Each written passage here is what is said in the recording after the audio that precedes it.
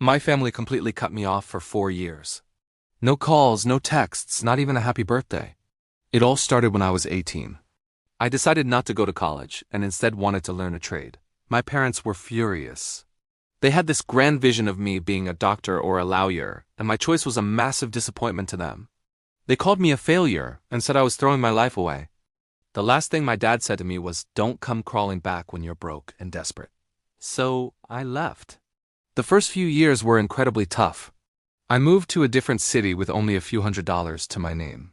I worked odd jobs during the day, waiting tables, stocking shelves, anything to pay the bills. At night, I took classes to become a certified welder. It was exhausting. There were nights I slept in my car because I couldn't afford rent. I was lonely and often questioned my decision, but the memory of my father's words fueled me. I was determined to prove them wrong. After getting my certification, I started working for a small construction company. The pay was decent, but the hours were long and the work was physically demanding. I saved every penny I could. I saw potential in specialized custom metalwork, something the bigger companies weren't focusing on. It was a niche market, but I had a good feeling about it.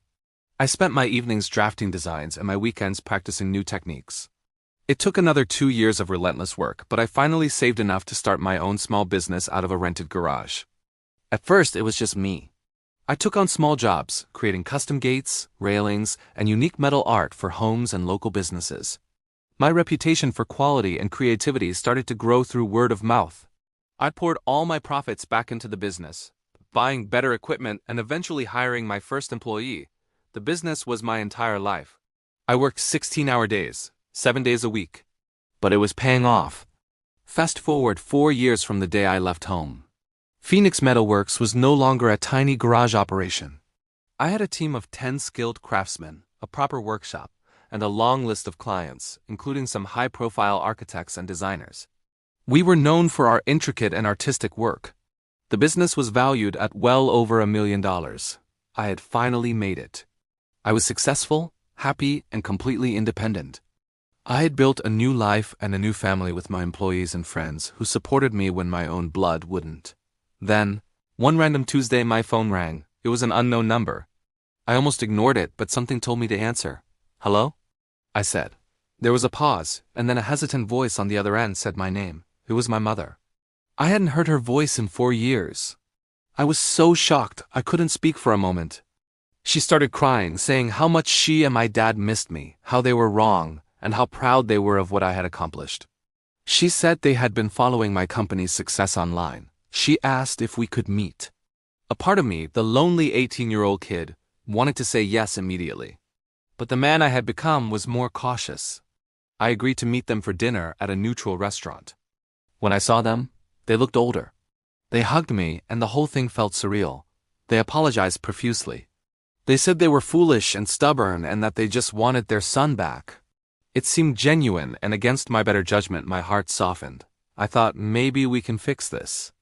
Over the next few weeks, we started talking more. They visited my workshop, and my dad, who knew a bit about business, seemed genuinely impressed. He started giving me unsolicited advice, which I politely tolerated. It felt good to have them back in my life, or so I thought.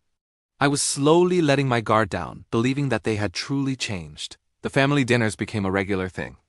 They met my friends. It felt like we were building the relationship we should have had all along. Then came the bombshell. We were at one of our weekly dinners when my dad cleared his throat and adopted a serious tone. He said, "Son, your mother and I have been talking. We've seen how hard you work, and we are so proud. But a business this big, you can't run it alone forever. You need family." I nodded, unsure where this was going. He continued, "We think it's only fair that we take on a more official role, to help guide you. We believe a 15% stake in the company for us would be appropriate. It's the least we can do to help secure your future, and it's what family does for each other." I just stared at him, speechless. The fork dropped from my hand and clattered onto the plate. 15%? After they disowned me? After 4 years of absolute silence while I struggled and nearly failed a dozen times? They wanted to waltz back in and claim a piece of the empire I built with my own sweat and tears? The warmth I had started to feel for them instantly turned to ice. My mother just sat there, nodding in agreement with my dad. I saw it all so clearly then. The sudden return, the apologies, the praise, it wasn't about me. It was about the money. They saw a successful business, not their son. They saw dollar signs, not the years of sacrifice. All the hurt and anger from the past 4 years came rushing back. I could feel the blood pounding in my ears. I took a deep breath to calm myself. I looked my father straight in the eye. "No," I said, my voice dangerously quiet. He looked taken aback. "What do you mean, no? We are your parents. We are entitled to it. The nerve, the absolute audacity." I started to laugh, a cold, bitter sound. Entitled? You are entitled to nothing. Where were you when I was sleeping in my car? Where were you when I was eating instant noodles for a week straight because I couldn't afford groceries? You cut me off. You called me a failure. You told me never to come crawling back. Well, I didn't. And now you're the ones crawling back to me. My mother started to cry again. But this time it had no effect on me. You don't get to abandon me and then claim a prize when I win, I continued. This business, Phoenix Metalworks, I built it. Me. Every screw, every weld, every contract was earned through my hard work. You have no part in it, zero. I stood up, throwing my napkin on the table. You wanted 15%? Here's my counteroffer. You get exactly what you gave me for the last 4 years. Absolutely nothing. We're done. This time for good. I walked out of that restaurant without looking back. They tried calling and texting for weeks, alternating between angry demands and tearful pleas. I blocked their numbers.